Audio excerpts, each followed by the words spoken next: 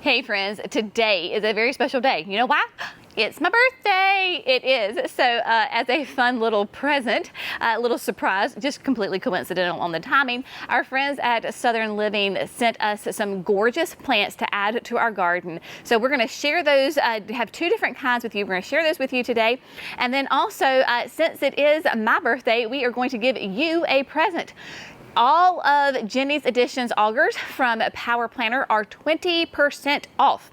Yes, that is right. It is my birthday, but we are giving you the present in the fact that the Jenny's Additions, the 5, the 7, and the 9-inch auger, they are all 20% off. My birthday's on the 20th, so let's just make it 20% off. So if you have been thinking about getting those augers, it's the perfect time to do it because it is on sale. So they are all on sale and you can just head over to the website and get them. We're going to be using the 9-inch Jenny's Edition to get some of these sweet babies in the ground. So much fun. Now, like I said, we've got two different kinds of shrubs that our friends at Southern Living sent us. One is my all-time favorite flower. Do you know what that is? We'll see if you do. And then also one that's brand new to me. I have never put this in my garden before. So today we are going to add a new plant to the garden. What is that new plant? Well, the new plant is a Pieris, and y'all, this thing is stunning. Look at that. All of those are the little buds that are going to be blooming later on this year. This is, flipping around here, this is Mountain Snow Pieris. That is right. This is a more heat-tolerant Pieris, so it'll be perfect for our gardens here in North Carolina, a Zone 8A. If you are in a colder region, then this is going to be a perfect one for you because it is hardy in zones, I think it was like zones 4. Yeah, zones 4 to 8. That is right. This is a very cold hardy, beautiful, evergreen shrub that is deer resistant, rabbit resistant, and once established, it is drought tolerant. This baby is going to be basically like a 3 by 3 in the garden.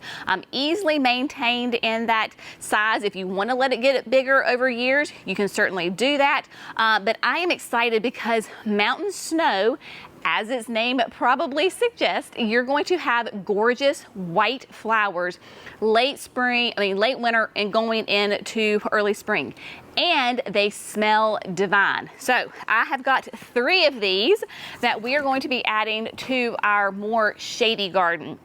If you're in those colder zones, then you can probably put it in a lot more sun. With me being a Zone 8A, right there on the border of being a little too warm, I am going to put this in those gardens that still get light, filtered light, but definitely gets a break from the hot afternoon sun, and in gardens that don't stay historically wet. Right? So they like to have a little bit on the drier side, don't like to have those really soggy conditions. So we have got 3 of these that we're going to be adding to the garden today. And then my favorite flower of all time, y'all know what it is?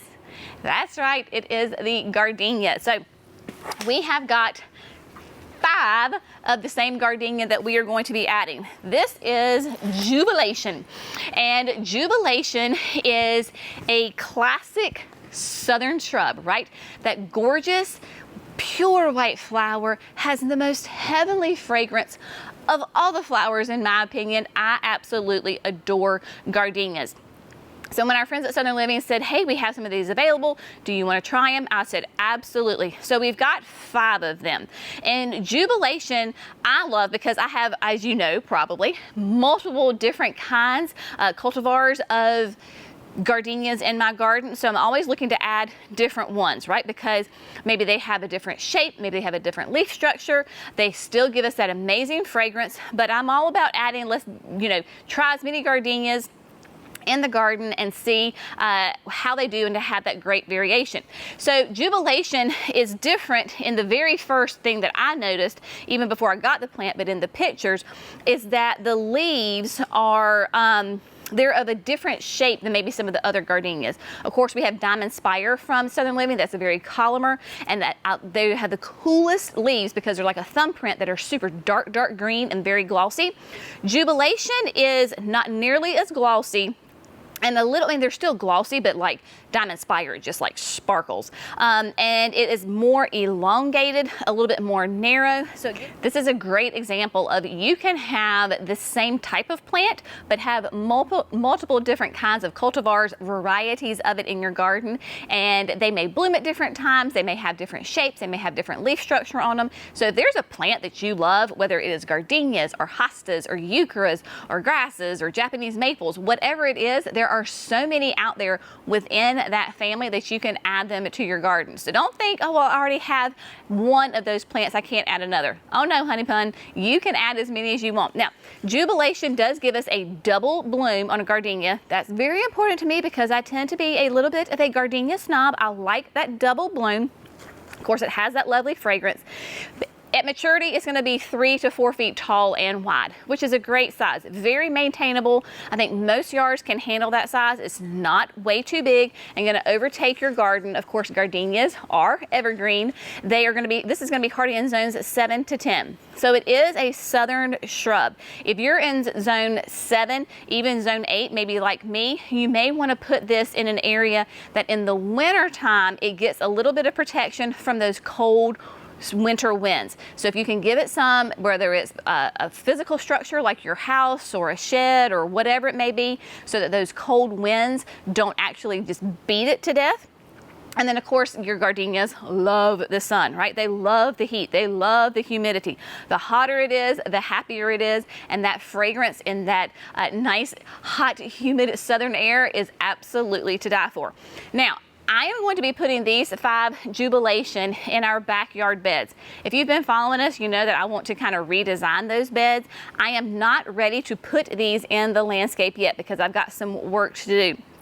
And honestly, probably those beds are not going to get some attention for quite a little bit of time.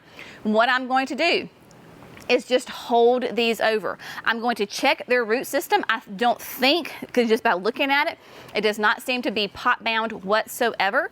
If it is, if the roots are really tight, what I will do is go ahead and move it up. This is a 2 gallon, so I would probably move it up to like a 5 or a 7 gallon. So it has plenty of room for those roots to grow during the winter time. If it is not root bound, then I am just simply going to leave it alone. I'm going to leave it in the container. You absolutely can do that for your plants. And then I will plant these in probably like in the springtime, going into the heat of the summer, because gardenias do love it hot, and I want to protect this in the wintertime. And when I plant it, if it's like December, honestly, the bed's probably going to be ready to like January. And I want these to have a lot of good time to really get really well established. And in January, I can easily keep these in a sheltered area, whether it be like a garage or the dry storage that we're in today, or you know, the greenhouses that we have. So that's why I'm going to hold on to these, check the root systems, see what they look like. But I'm not going to plant these now simply because my space is not ready for them. But super excited about Jubilation. What we're going to do is we're going to gather up all this stuff. I've got to clean up because we are standing in here in the what we call dry storage. We've got all like some of the, you can see some of the items that we have online. And if I don't clean up my mess, then my ladies are going to get huffy with me, and I do not want to make my ladies mad. So I've got dirt everywhere, so we're going to clean all this up, and then I am going to meet you in the garden, and we're going to plant those mountain snow Pieris. So here we are in the woodland garden right near the entrance to the nursery or the exit to the nursery, however you want to look at it. And this is where we are going to put those 3 mountain snows. We're going to basically put them in a group together, so that way they make a huge impact both for my evergreen interest and structure, and then of course when they are going to be blooming, they are going to be stunning. So we can see it every time we come in and leave the house. Our customers can see it when they are leaving the nursery. It is going to be glorious. Now, I'm going to go ahead and preface that I have not taken out the annuals in here, and you can see like the double impatiens struggle bus. So once we get these in the ground, I will take care of those. I was looking though, because I have the coleus. This is the lime time coleus that is so nice and beautiful in chartreuse, and I had a couple of clumps that were just doing great. So I was like, okay, if the coleus is doing well, then I bet the mountain snow will do equally as well. So what I did is I went ahead and placed one mountain snow here. I skipped this one because I actually have a Fothergilla right here. So I don't want to put two shrubs that would just be way too close together. Then we put the other mountain snow right here. And then behind the Savannah urn, we had some of the Diamond Mountain Euphorbia.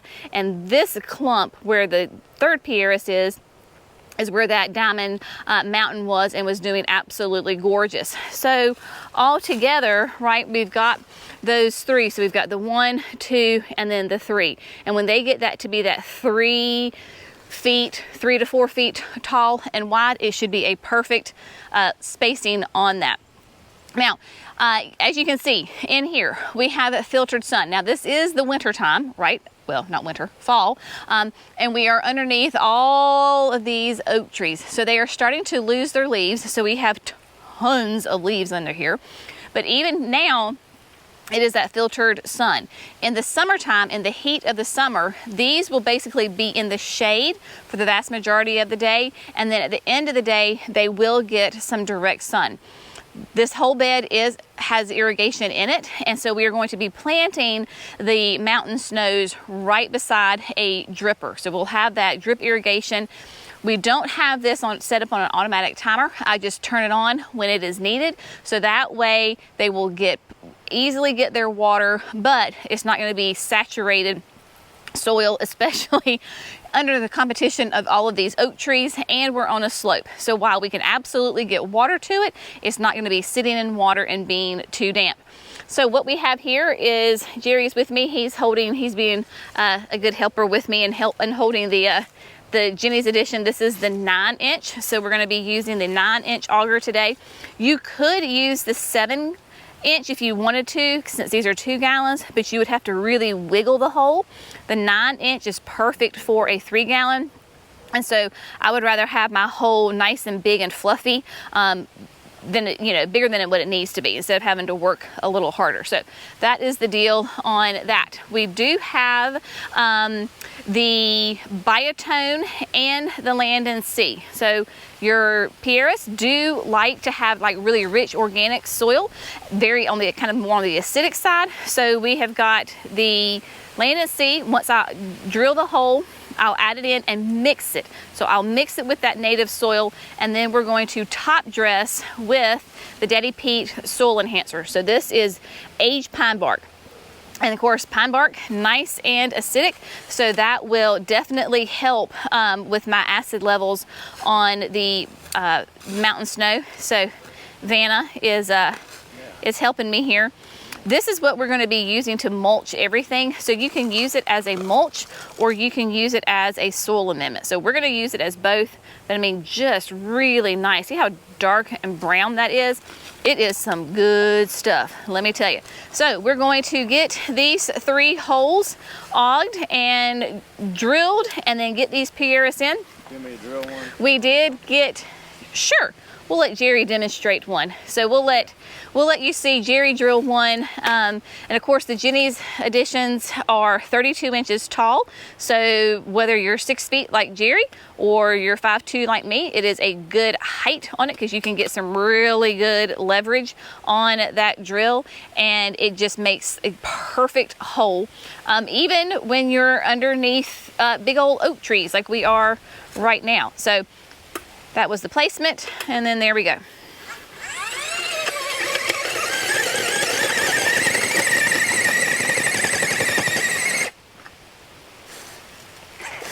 And that, my friend, is why we love these augers, because he literally dug a hole. I don't know, how many seconds was that? I guess we'd have to go back and look, see how many seconds that was. Nice and fluffy. You can see that there is red clay in there. Red clay in there. Red clay, he didn't really hit a rock. There are roots in there. Not any like huge ones, but that's just the luck of the draw. And made a nice big hole. So when you put that auger back in, honey, just to show them. So with the Jenny's Edition, because the flighting is shorter, we have found that if you, quote, dig your hole as deep as that flighting, then that's the perfect height for your Pieris, and really for any of your 3 gallons. And with your Pieris, you really want to have them a little bit higher, especially if you have like a a clay soil like we do, because they want to be well draining and not like sit in water. So now let's add some land and sea and work that in a little bit, and then we'll get them all planted. Yeah, you know, and I didn't have that thing on full blast, like the drill. Yeah. You know. Yeah. So easy peasy. So now we're just going to go ahead and we'll go ahead and get these planted, and then I'll meet you back here in just a second.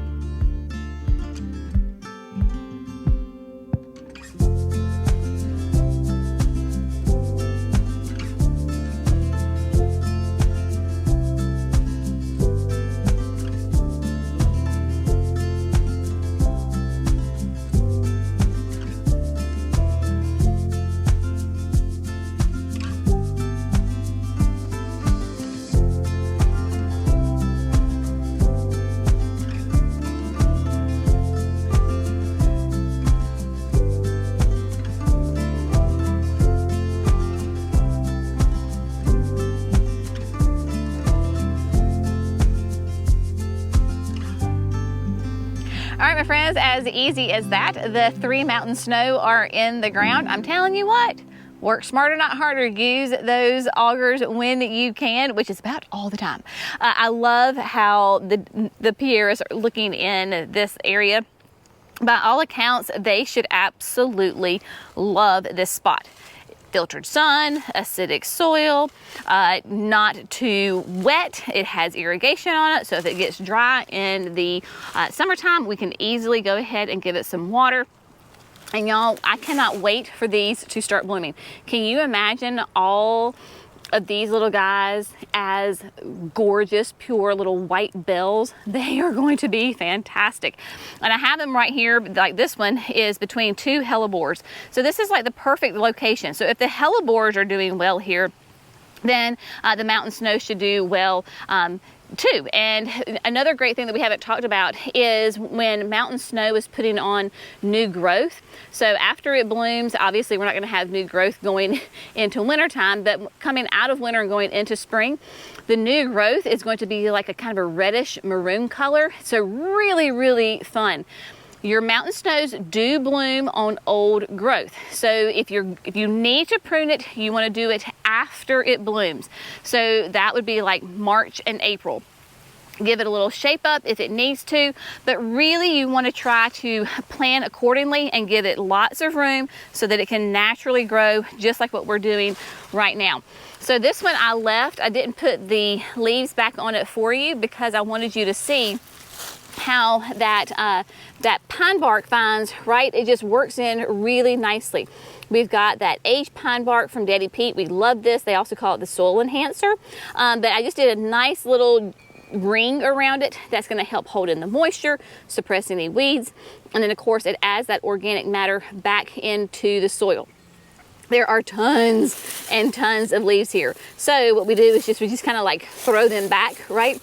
And it looks like all the mountain snows have been here for such a long time. So we have got that one, and then these 2 little guys are definitely in the more filtered sun.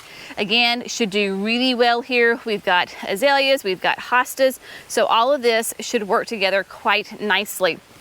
In this flower bed, as with all of our flower beds, we're trying to give interest for 4 seasons, right? You can see that the hostas are on their way out.